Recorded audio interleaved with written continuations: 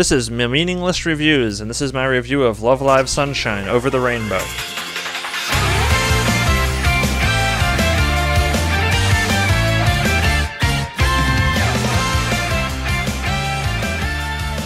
I started writing this review, at least in my head, long before I knew if I could actually see this movie in theaters. Once I had a confirmed showtime and a ticket bought, I started trying to make a review of this movie in earnest. Now you may wonder, how can I review something before I've even seen it? And that's not entirely what this review is about. I also just wanted to talk about my expectations going into the film and what I thought about the series leading up into it, because those will be things that will very much affect my opinion of the film and give you an idea of what my review even means by giving you my perspective. One thing I want to talk about, and it's kind of a minor complaint for the most part, but something that I've ended up thinking about a lot for Love Live, is the music. I can talk about this before getting into the movie itself because it's a series-wide thing, and also I heard all the songs that would be in the movie before seeing the movie. None of the songs in the movie really caught my attention on a first listening, except for the new Saint Snow song, but that just really has to do with it being a genre that I like more. But none of them seemed to be particularly bad either. Nothing was as bad as Sunny Day song, which I really didn't like, and was unfortunately the centerpiece song of the first movie. But one nitpicky thing that a lot of Love Live songs do is have terrible mastering. Nowhere was this more evident than with Happy Party Train, which completely ruined the enjoyment of the song for me. But overall, just a lot of the songs have pretty amateur mastering. Now, I don't know if this is intended to be just an in-universe thing, that the songs were mastered by the characters themselves and they have no idea what they're doing, so they just master everything to make it pop. But it sounds really bad. On screen here we've got a waveform for Happy Party Train, which you'll see is pretty much just a big blue rectangle, and that is a problem. And compare this to a good song. See, if you have a big dramatic song, you want it to be able to be quiet at certain parts. I don't mean just not singing and just music for a bit. You need to actually have it be quieter, not just everything is always the same volume just with different instruments. Now, not all Love Live songs are bad about this, and most are at least competent, but there's some that just kinda suck, and it kinda sucks because these songs just don't sound as good as they should. Luckily, none of the songs in the movie are particularly egregious, because that would sound really bad over a theater sound system. Anyway, I know that's a nitpick, but that's just something I've wanted to say about the Love Live series for some time. So, around the midpoint of Season 2 of Love Live Sunshine, I started to kinda hate the series, which is a shame. There's a lot of good stuff that happened in Season 2, especially the school closing. They didn't save the school, and that should have been the most powerful moment. But, in the process of getting there, I often felt like there was a whole lot of wasting time, and it made the payoffs really weak when I eventually got to them. I think a lot of this had to do with the second season of Sunshine being the only part of Love Live that I actually watched week to week while it was airing. I don't think week to week is a very good way to watch most series. I don't think it helped my opinion of it. But I also just think I kinda got tired of the characters, and I felt a lot of Season 2 was pretty repetitive, and actually did just waste a lot of time getting to good parts. There was some very good characterization for a few of the characters, most notably Ruby, but there were a lot of characters who really did nothing, except for saying their catchphrase. No one illustrated this better than Yoshiko, who would correct her name what felt like several times an episode, and then say nothing else. You could say she had an entire episode with Riko, but really what did that episode do for their characters? It was a self-contained arc within the episode that really didn't do anything for the progression of the overall story, nor make their characters any more or less likable. It just changed Riko from being afraid of dogs to not being afraid of dogs. So, going into this movie, I actually have pretty low expectations and just generally want to be entertained. So hopefully, the movie will be better than I think, because, honestly, I just want it to make me care about the characters again. I liked the characters in Season 1, and then I don't want it to sound like I'm complaining the whole time, but Season 2 really didn't do it for me. I want to feel like I'm excited to be a fan of the series again. So then, I actually saw the Love Live Sunshine movie in theaters, and now I'm going to talk about my impressions of it. Watching this movie in a theater full of people was a great experience. It's always great to watch things with other people who are enjoying them, and it improves your own experience of them as well. So, I liked this movie. I really enjoyed getting to see it with other fans of the series, even though I didn't know any of them. It was just really nice to be actually able to feel like I was part of the community and excited to see it. I think that if I had watched Season 2 with a bunch of other people, I probably would have liked it a lot more. There's 3 general areas about the movie I'm going to talk about. First, general overall positives and negatives, and some sort of small nitpicky stuff. Second, the songs and the dance choreography and basically the parts of the animation that people actually care a lot about. And then lastly, the plot and characters. That last section will be the only part where there's really any spoilers, although I don't imagine many people will be watching this without having first seen the movie anyway, but if you actually care about plot spoilers, don't watch the last bit. Okay, so positives. It's a movie, it looks better than the show. The facial expressions are more detailed, sometimes a bit weirdly. I don't know why Chica is like blushing in every close shot of her, it's kinda weird.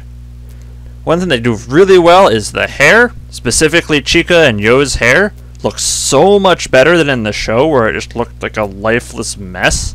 Whereas in the movie, it just looks a lot better. I was noticeably impressed by how much more I liked how their hair looked in the movie. And then you have the CG dance sequences, which for the most part looked pretty good. I mean, they already looked good by Sunshine anyway, but there were very few times that I thought, man, this looks stupid. There were quite a few shots that actually used the CG really well, even outside of musical performances, like one shot that just pans around the entire group in a circle, and you really couldn't do that without CG. While the camera's moving and stuff, the CG looks fine. When they hold a still shot of a CG dance, it still looks kind of wonky, and if they come too close from certain angles, you still notice the characters have even less of a nose than they normally do. But CG was good. Also, I liked the costumes for all the songs. They were good costumes. Unfortunately, there's also a few problems. One of them is the same problem that's plagued a lot of modern anime, bad CG crowds. So, some of the crowd shots, including the ones with CG, are perfectly fine. Some of them are even pretty good. There's some CG crowd shots and dance sequences that are really good because they have good camera movement and they show a lot of stuff happening. Like a pan down a huge long aisle with people dancing along both sides of it. I don't even remember how that happens, but like that looked really good. However, then there's just the CG crowds in the background shots of some just boring talking scenes with just scenery in the background and crowds, and they didn't look good. There's also just like single CG pedestrian male who's just kind of there.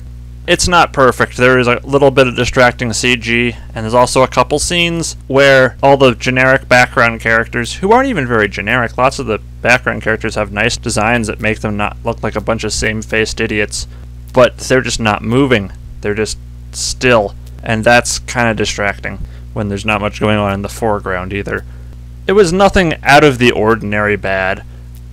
Again, I've seen much worse, and it was only a couple times where it was actually distracting, and none of it was during the dance scenes, which is kind of the parts of the movie that are the important ones. Music. Now, I already said the songs Aqua sings in this movie are okay. I think they were pretty good, but none of them were super fantastic.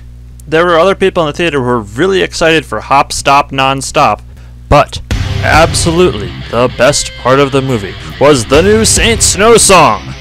That was the best scene in the entire Sunshine series. Believe Again is an absolute banger. The dance for it is the best looking choreography and visual effects that the series has had to date. You got cool split screen effects and visual distortions. I don't know, I was thoroughly impressed because it was already the best song in the movie by far. Unfortunately, Saint Snow songs just far outstrip anything Aqua does, in my personal music taste. But then the song actually has really good visuals for it too. Absolutely the highlight of the movie. Now, it is finally time to talk about the plot and character arcs. There are 3 main plots, and to end on a positive note, I'm going to cover them from worst to best. 2 of the 3 plots build on character arcs from the TV series and give final closure to them moving forward. The story of Uranoshi merging with another school after closing does not do this. In the run of the TV series, we learned next to nothing about the other school that Uranoshi would be merged with, besides that it was in another town. Suddenly, it's not only important, but there's even a character that goes there already, with a relation to the main cast. This character being Suki Watanabe, who, would have been nice to hear about from Yo before she shows up in the movie, but I guess they didn't think of her. And then they still say next to nothing about the school, despite how important it is. There's other students there. Does the other school have a name? Maybe? If they say it in the movie, I don't remember it, and the Love Live wiki certainly doesn't mention it. It's not even clear whether it's supposed to be also an all-girls school or mixed. You see some crowd shots of the students, and with how much Suki looks like a boy in her introduction while she's wearing a hat, I don't really want to assume if there are any boys in the audience or in the crowd, because there's very few males that exist in the Love Live universe, even when they should be there. Anyway, somehow, there gets to be a worry that adding new students will make the new school's extracurriculars worse, and everyone conveniently forgets until like the end of the movie that, oh, by the way, Aqua just won Love Live. I don't know much about the other extracurriculars, but there's at least one real good thing that Uranoshi had. Really, this whole plot seems to exist just so there can be a scene where everyone has to work together to build a stage that Aqua can perform on, sort of like Sunny Day Song at the end of the first Love Live movie. There's one other thing about this plot that I want to talk about, and that's how the show is bad at showing failures.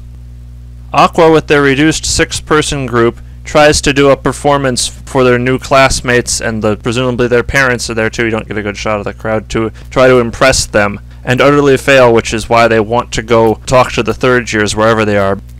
However, like several other times during the run of the series, we don't get to actually see their performance not go over well. From the start of the performance, they just cut straight to afterwards, and they're talking about it.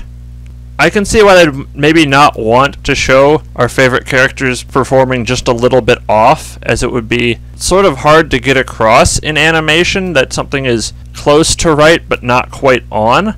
But it made the moment feel really cheap. But it's a bit more forgivable here than, for instance, Saint Snow's failure in Season 2. Season 2, Episode 8 or whatever, when one of Saint Snow falls down during the performance, we see the performance is about to happen, cut to after it, and then later find out what went wrong. Showing how a failure happens in real time, or as the characters experience it, would just be so much more powerful than cutting to after the failure and eventually having a flashback to it. Imagine the Saint Snow song starts. It's a banger because all Saint Snow songs are. You're getting into the song and then something bad happens and you as the viewer are taken aback. That would be an extremely powerful moment. It would make the failure stick with you a whole lot more. All the problems they're encountering with merging schools are things that really should have been worked out months ago between the school's administrators. Oh yeah, never mind. Actually, there's a good reason no one wants to touch Uranoshi. Mari was the one in charge. No one wanted to send their daughters to a school run by a 17-year-old who was also one of the students, so they didn't get enough potential students and they closed. And I'm really sure Mari never bothered to fulfill any of her administrative duties while she was still at the school. And now, she's gone off to Europe. So there's absolutely no one taking care of Uranoshi's case. Speaking of Mari going to Italy, we're on to Plot 2, Mari and her family. We, the audience, have known since Season 1 that there's been a bit of a rift between Mari and her mother, with them basically not communicating during the entire run of the series. Her father, on the other hand, has been supporting her, both in her endeavors and also obviously monetarily. Her father is probably the most important male character to ever exist in Love Live, despite not having any lines or being seen, just being referred to. But when Mari's mother shows up and tells the remainder of Aqua to go to Italy to look for the third years, they're inclined to believe her because they don't really know who she is. They just know she's Mari's mother. And then we get the vacation arc. And, more importantly, Mari gets a conclusion to her character arc and her falling out with her mother. Everything about them having to hunt down the third years and finding them by complete coincidences is utterly absurd. But it's entertaining and it's not presented in a way that would make you take it particularly seriously, so it's all okay. I think it certainly lacks a bit of tension when it should be a bit more dramatic at parts. Because the whole arc is taken very nonchalantly, you don't believe there's any threat that Mari will actually be like forced to marry some guy she's never met. Partially because that would require having a male on screen, and we know Love Live will never do that. But Mari's conclusion of her relationship with her mother is handled well enough, even though it does become resolved very quickly with the show on the Spanish Steps rather than, taking a little bit more time to convince her of. This is not the main plot of the movie. However, this secondary plot is still way better than the school transfer plot because it ties in way more with the main ideas of the movie and the identity of Aqua, and actually closes out a character arc that was kind of left open at the end of the anime series. One very nice thing while they're in Italy is that the Italian pronunciation isn't terrible. I mean, it's not great, and I also don't speak fluent Italian, so I can't tell you if it, really would sound awful to someone who natively speaks the language, but it isn't just obviously wrong. They at least tried, unlike some foreigners in other anime I've seen. It's also way better than the English that Muse used in New York, although that was kind of intentional for Nozomi's English to sound pretty bad. But, Yes, we are school idols. We are called Muse. School idols? okay, actually, it's really not that bad. Since I recorded and started editing for this video, I watched the first season of Symphogear, which featured the worst butchery of the English language I have ever heard. I needed the subtitles to understand what was being said. Love Live has nothing on this. As reported, it can be done so easy. So it's give and take. I appreciate for the support from your country. I require your success on the docking today too. Anyway, getting back to Italy. Also in Italy, we get a lot of good just character moments, which is probably the best part because it's where the characters who don't really do anything the rest of the movie get a chance to shine. Hanamaru eats Italian food. It's adorable. Yoshiko, or should I say Yohane, does her same fallen angel shtick she's done the entire series, but since I hadn't seen it for a while, and it was actually paced well, it was pretty funny this time around. But of course, the most important thing to happen while they're in Italy is that the words Giovanna and Giorno, as part of Buongiorno, are said. So, in addition to the poster of Ruby being by the old drain that's secretly where the Pillar Men are, I think there's some JoJo's references in here. Finally, we are on to the last and most important plot of the movie, the soul of Aqua. What Aqua will do to continue as a group was very unclear at the end of the anime. Yes, they decided they were going to keep performing with just 6 members, but what will drive them and what will be their dynamic? Finding the answer to this involves more interactions between the best developed dynamic from Season 2, Ruby and Saint Snow. Thought I was going to talk about Aqua as characters? Nah, most of them still don't get to do anything. Hanamaru eats food. Yohane is a fallen angel. Kanan exists in scenes and still manages to do nothing. But meanwhile, the 2 duos of sisters get to be great. Sarah and Leia are in the same spot as Ruby and Dia again, but Leia doesn't have most of her idol group left over. She just has herself. They continue talking to Aqua and mostly Ruby for the same reasons they did at the end of Season 2, after they fail out of the Love Live competitions. And it's really great to have them around. What Aqua realize they really need is some outside perspective to tell them what they're doing wrong, because the 6 remaining members have no idea how to recapture their shine. Although Saint Snow doesn't tag along to Italy, Sarah and Leia sure are around a lot, including going with them to Mary's mother's house for no particular reason. But it's okay because they're characters we like and we expect to see them. After the Italian arc is over, but before getting back to the end-of-movie festivities of performing a show with the support of their school, because, that's how the movie's gonna end, but we already sort of talked about that plot, we get the best scene in the movie. The idea is floated that since Leia has had really no luck in starting her own idol group at her school, that she should transfer schools and join Aqua. And now it's time for Ruby Appreciation!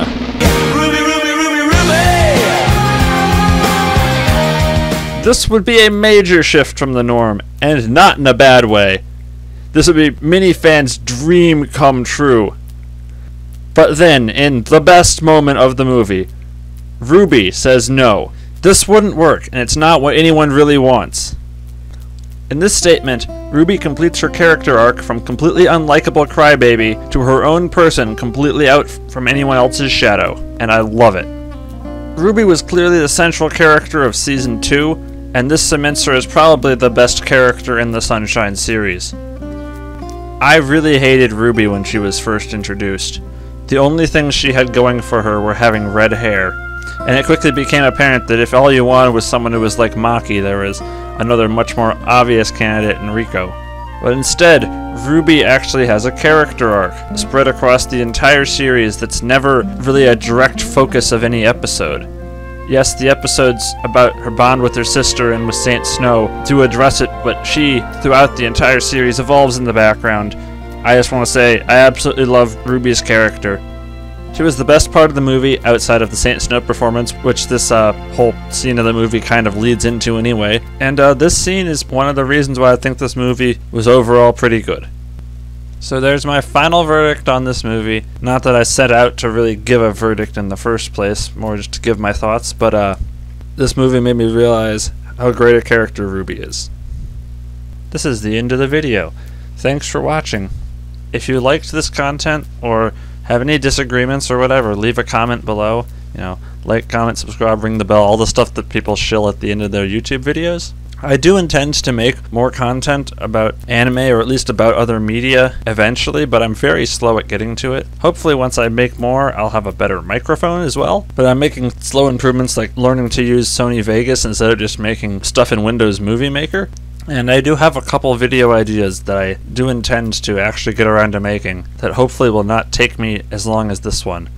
By the time this video gets posted, it'll be probably 2 months since I saw the Love Live movie. Anyway, thank you for watching.